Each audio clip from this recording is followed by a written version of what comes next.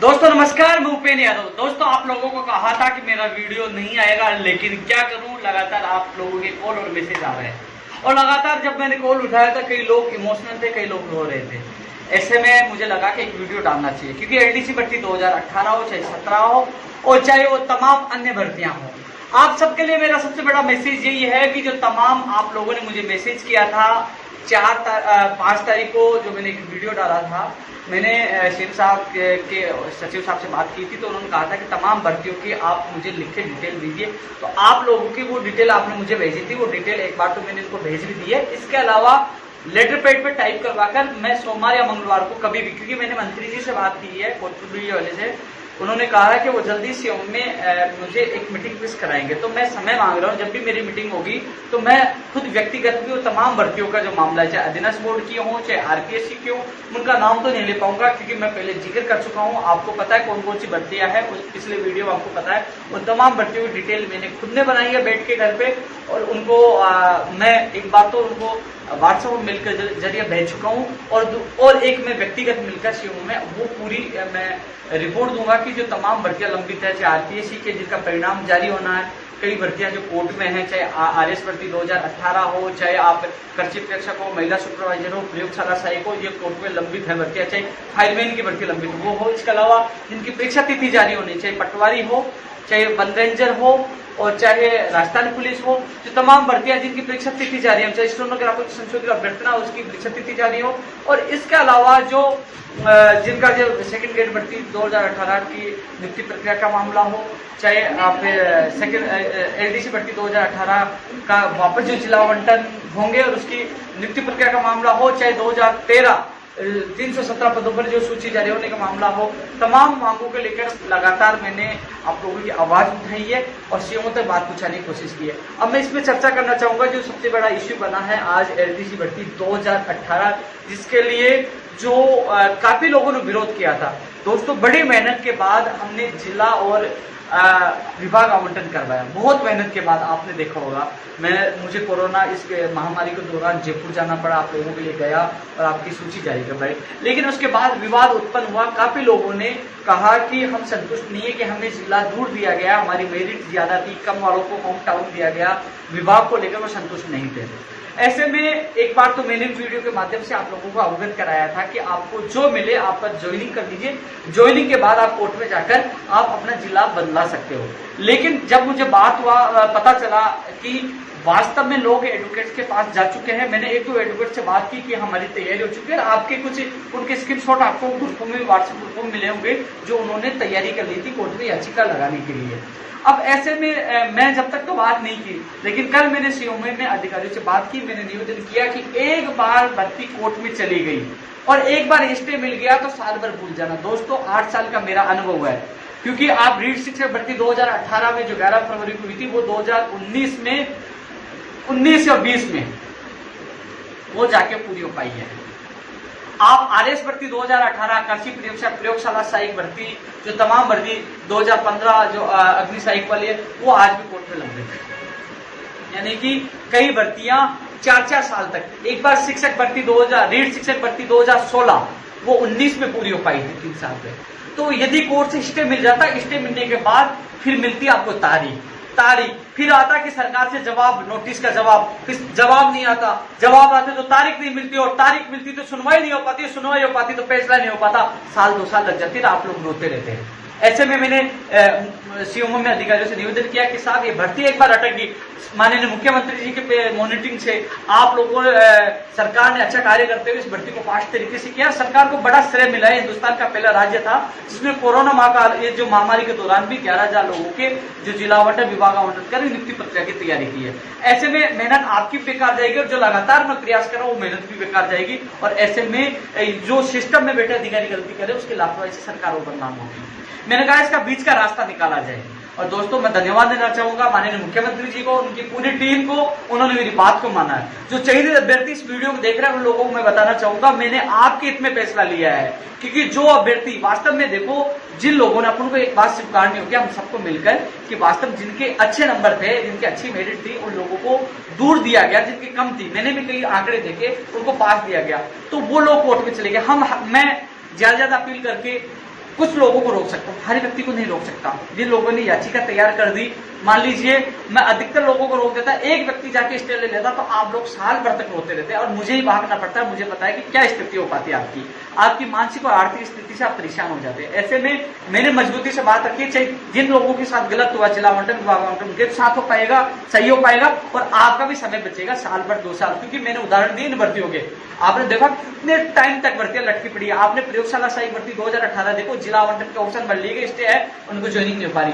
सारी भर्ती आप उठा के देख लीजिए, एक बार भर्ती जाने के बाद कम से कम 6 महीने, साल भर, 2 साल, 3 साल, पता नहीं कितने दिन रुक जाते हैं। तो उन्होंने मेरी बात मानी। अब इसमें निष्कर्ष निकल के आया दोस्तों, जो निर्णय हुआ आप लोगों को मैं अवगत कराना चाहता हूँ। लोग अभी कॉपी पेस्ट करने के लिए भी काफी लोग तैयार होंगे, क्योंकि हम लोग धरातल पे काम करते हैं, आप लोगों के लिए मेहनत करते हैं। मेरी अधिकारियों, संबंधित अधिकारियों से बात हुई है, इसमें ये निकल के आया है कि विभाग दोबारा से मेरिट वाइज दोबारा से एआरडी विभाग द्वारा आवंटन किया जाएंगे। विभागों का आवंटन दोबारा होगा एआरडी विभाग के द्वारा, और वो सॉफ्टवेयर के द्वारा मेरिट के आधार होगा। और आवंटन होने के बाद जो विभागाध्यक्ष है, जैसे शिक्षा विभाग बीकानेर है, जैसे आबकारी विभाग है, पीडब्ल्यूडी है, पीएचडी, जो भी विभाग है, उन विभागाध्यक्षों को सूची मेल कर दी जाएगी या सूची भेज दी जाएगी। और सूची जाने के बाद वो लोग, जैसे मान लीजिए आप 200 लोगों को शिक्षा विभाग मिला है, तो फिर शिक्षा विभाग का काम है उन 200 लोगों की मेरिट बनाकर, चाहे वो काउंसिलिंग के माध्यम से कैसे भी, वो उनकी मेरिट के आधार पर उनका जिलों का आवंटन करेंगे। वहां पारदर्शिता रहेगी। 200 लोग हैं तो 200 लोगों को पता चलेगा कि मेरे नंबर कितने हैं, किसके कितने हैं, ज्यादा है कम है, तो मेरिट के आधार पर फिर उनको जिला मिलेगा। अब कुल मिलाकर निष्कर्ष ये निकला है, पहले विभागों का आवंटन होगा मेरिट के आधार पर, और आवंटन होने के बाद सभी विभागाध्यक्षों को वो सूची मेल की जाएगी, वो भेजी जाएगी। उसके बाद वो विभागाध्यक्ष अपने विभाग, यानी कि वो खुद मेरिट जारी करेंगे, मेरिट के अनुसार वो जिला आवंटन वो करेंगे, और जिला आवंटन के बाद आपकी नियुक्ति प्रक्रिया शुरू होगी। अब लोगों का सवाल है इस प्रक्रिया में कितना टाइम लगेगा, इसलिए मैं आप लोगों को इस बार कुछ भी नहीं बताऊंगा, क्योंकि पिछली बार मैंने आप लोगों को बताया तो आप लोगों ने मेरा जीना बिल्कुल भी आपने मुश्किल कर दिया था लगातार। क्योंकि दोस्तों आपको पता है पिछली बार जो सॉफ्टवेयर टेस्टिंग रिजल्ट जब टेस्टिंग होती है इसमें 2-4 दिन लग जाते, टेस्टिंग में 2-3 दिन खराब हो चुके थे पिछली बार। इस बार भी टेस्टिंग होगी दोबारा तो 2-3 दिन फिर लगेंगे। इसके अलावा एक्स्ट्रा टाइम लगेगा 5 से 10 दिन, 5 दिन लग जाए, 10 दिन लग जाए, 7 दिन लग जाए, 6 दिन लग जाए, ये समय है। कभी भी ये इतने दिन तो लगेंगे। इसके बाद वो सूची उनको भेजेंगे, फिर विभाग वाले जिला आवंटन का कार्य करेंगे।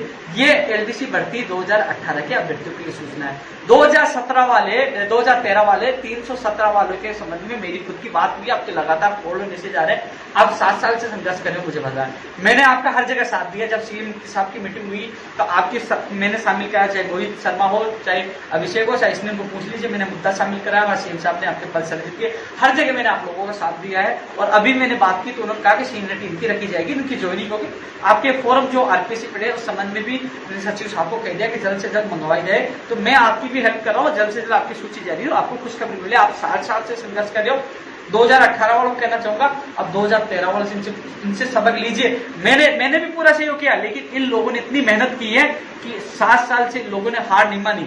तुम बात करिए, कोर्ट में भी गए हैं, जीते हैं, और आज इनको मंजिल मिलने के लिए तैयार हो। और आप 3 दिन क्या परिणाम, आपका जो सूची क्या लेट हो जाए, आप 3 दिन में हंगामा कर देते हो। 3 दिन में उसकी ईमानदारी, जो मेहनत करने वाला है उसके ऊपर आप आरोप लगा देते हो। कम से कम जो मेहनत करता है, आप लोगों के लिए निकल के घर से गया। और रही बात जो मैंने बेरोजगार संघ छोड़ा, तो मैं कह दूं कि बेरोजगार संघ ऐसे नहीं चलता। मैं सक्षम नहीं हूं, मैं इतना बड़ा वो अमीर नहीं हूं, क्योंकि आर्थिक स्थिति कमजोर होने के कारण मैंने संगठन छोड़ा है, अध्यक्ष और संयोजक पर छोड़ा है। रही बात प्रवक्ता के तौर पे इसलिए काम कर रहा हूँ कि रविंदर और सभी लोगों ने निवेदन किया कि भाई कि हम लोग बोलने में कम माहिर है, हम लोग मजबूती से बात नहीं रख पाएंगे। जब तक हम लोग मजबूत नहीं बन जाए, जब तक आप हमारे संगठन, चाहे आप धरना प्रदर्शन में शामिल मत होना या आप कहीं मत जाना, कम से कम आप प्रवक्ता के तौर पर हमारी आवाज बुलंद करते रहना। इसलिए मैं मीडिया वाले जब कॉल आते हैं तो मेरी बाइट भेज देता हूँ, मैं मेरी स्टेटमेंट दे देता हूँ। वो घर बैठे भी स्टेटमेंट दूंगा, आपकी आवाज तो घर पे भी उठाऊंगा, लेकिन मैं धरना प्रदर्शन नहीं कर सकता, नहीं कहीं आप लोगों के लिए जा सकता, न मैं मेरे पास पैसे कि मैं आप लोगों के लिए, जिस प्रकार 3 मार्च को भी मैंने जेब से पैसे दिए, जिस प्रकार हर जगह मैं जाता हूं तो जेब से पैसा देता हूं, लेकिन हर बार नहीं दे पाऊंगा, क्योंकि 9 साल से मैं खुद इतना कमजोर हो चुका हूं। मेरे संगठन के, मैंने पिछले पहले बताया था, 14 से 15 लाख रुपए का कर्जा था। अब मुझे वो कर्जा भी उतारना, मुझे मेरा परिवार को भी संभालना है, क्योंकि लगातार मैंने कभी किसी भी बेरोजगार से 1 रुपए नहीं मांगा। मेहनत और ईमानदारी से कई 1.5 से 2 लाख लोगों को ज्वाइनिंग दिलाई है, और आज संगठन 1 नंबर संगठन बना हुआ बेरोजगार महासंघ। लेकिन ये मैं लोगों को कहता कि मेरी आर्थिक स्थिति से मैं संगठन छोड़ रहा हूं तो लोग कहते नहीं नहीं, और फिर वही आरोप लगाते कि देखो पैसे मांगने के लिए कर। इसलिए मैंने छोड़कर फिर आप लोगों को बता रहा हूं, क्योंकि बिना आर्थिक मजबूती संगठन नहीं चलता। इसलिए मुझे मजबूरी में संगठन छोड़ना पड़ा है, क्योंकि गाड़ी चलती है तो पेट्रोल चलती है, हर जगह भागना पड़ता है, ज्ञापन की कॉपी, मेल, सब कुछ जेब से लगता है, डरना पड़ता है, सब कुछ। इसलिए मजबूरी में संगठन का मुझे प्रदेश अध्यक्ष के संयोजक पद त्यागना पड़ा। अब ये टीम है, अच्छा कार्य करेगी, उनको सपोर्ट दूंगा, लेकिन मैं प्रवक्ता के तौर पर मैं इन लोगों को इनके पक्ष में, बेरोजगार पक्ष में स्टेटमेंट देता रहूंगा। इसके अलावा जो भी फेसबुक पे मैं कम चीजें डालूंगा, ट्विटर अकाउंट मेरा पड़ा है, उसमें ट्विटर अकाउंट पे मैं अपडेट देता रहूंगा। जैसे मेरे अधिकारियों से बात होगी तो मैं कोशिश करूंगा अधिकतर आप लोगों को सही अपडेट देता रहूं, जो आप लोग बिना चिंतित वहां देख सकते, अपनी दुविधाएं दूर कर सके। इसके अलावा दोस्तों, जो तमाम भर्तियों के लिए आप लोगों ने मुझे नोट्स करवाया था, चाहे सेकंड ग्रेड, जो तमाम भर्तियां थी उनको मैंने नोट करने के बाद उनको एक बार व्हाट्सएप को मेल कर दिया था। अब जैसे जो 587 का मामला है, इन लोगों को विश्वास दिलाया था मैं आप लोगों के साथ हूँ। आप लोगों के लिए मैंने मंत्री जी से बात की है, वो कह रहे हैं सोमवार या मंगलवार को मुझे सीएम ओएसडी साहब से मिलवाएंगे। मैं कोशिश कर रहा हूं कि मैं जयपुर जाकर उन 587 की बात मजबूती से रखूं, उनको भी न्याय मिले। उनकी पीडीएफ जो मुझे आज मिली थी, जो पूरी शानदार तरीके से बनाई गई थी, उसको मैंने सीएम सचिव साहब को, जो 2-3 ओएसडी हैं, आरती बेन जी हो, ललित जी हो, लेखराज जी हो, तमाम लोगों को मैंने सेंड किया है। और मैं खुद व्यक्तिगत मिलकर आपकी बात मजबूती से रखूंगा।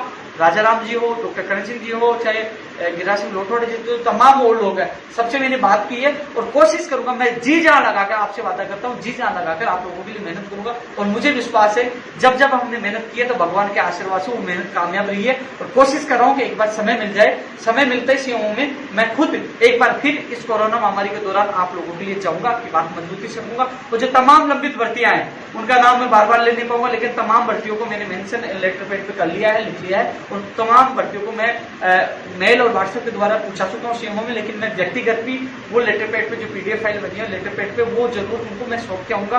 कोशिश करूंगा जो लंबित भर्तियां कोर्ट से वो भी जल्द से जल्द निकले, जिनका परिणाम जारी हो ना परिणाम जारी हो, और जिनकी नियुक्ति प्रक्रिया शुरू हो ना नियुक्ति प्रक्रिया शुरू हो। इसके अलावा एक बड़ा इश्यू जो बेरोजगारों को किराया माफ हो, क्योंकि दोस्तों किराया माफ होने की बात इसलिए उठती है कि यदि बेरोजगारों को पता होता कि लॉकडाउन इतना लंबा चलेगा तो बेरोजगार अपना सामान घर ले जाते और कमरा किराया उनको अब देने की वो आवश्यकता नहीं पड़ती। क्योंकि अब मकान मालिक फोन कर रहा है कि भैया दूसरा महीना चल गया और लॉकडाउन लंबा चला तो तीसरा महीना आ जाएगा, तो बेरोजगार कहां से इतना पैसा दे पाएगा। इसलिए माननीय मुख्यमंत्री जी से मांग करेंगे कि वो किराया बिल्कुल जब से लॉकडाउन स्टार्ट हुआ और जब समाप्त होगा जब तक वो किराया बिल्कुल माफ किया जाए। इसके दौरान कई लाखों विद्यार्थियों ने कोचिंग फीस जमा करा दी थी विभिन्न भर्तियों की, तो वो अभी तक कोचिंग वालों ने ये स्पष्ट नहीं किया कि वो कोचिंग करवाएंगे लॉकडाउन के बाद या पैसे वापस लौटाएंगे। उस पर भी मुख्यमंत्री जी से निवेदन किया जाएगा, स्पष्ट निर्देश दे कि लॉकडाउन समाप्त के बाद कोचिंग वाले वो वापस फीस देंगे या कोचिंग करवाएंगे, क्योंकि हमारी मांग है कि उसी फीस में या तो कोचिंग करवाई जाए या फीस वापस लौटाई जाए। दो इश्यू ये भी है, किराया माफ वाला और कोचिंग वाला, ये भी मुख्यमंत्री जी के सामने मजबूती से रखूंगा।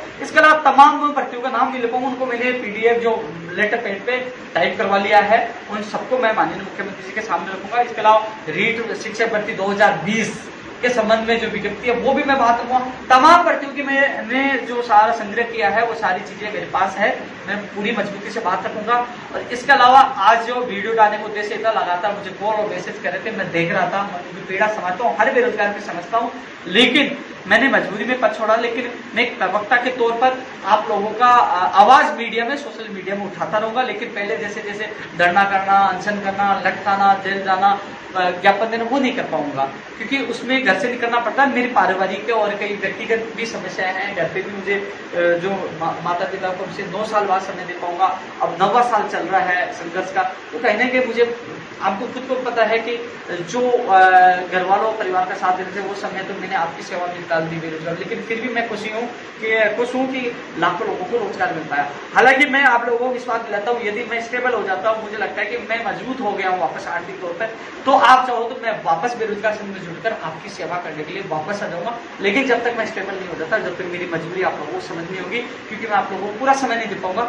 जहां समय मिलेगा मैं प्रवक्ता के तौर पर आपकी आवाज बुलंद करता रहूंगा। रविंद्र चौधरी जो अध्यक्ष है, संयोजक जयराम किसाना और जो तमाम जो टीम बनी है वो आपकी मदद करती रहेगी। अभी कोरोना चल रहा है और कोरोना समाप्त के बाद ये भर्तियों के साथ साथ वो किराया माफ करने का मामला, कोचिंग वाला मामला, तमाम मुद्दे उठेंगे और उसके लिए लड़ाई भी लड़ेंगे, चाहे वो धरातल पे हो, चाहे सड़क पे हो, चाहे कहीं लड़ाई लड़ेगी। उनकी लड़ाई भी कंधे से कंधा मिलाने एक काम व्यक्ति बनकर पूरा साथ दूंगा।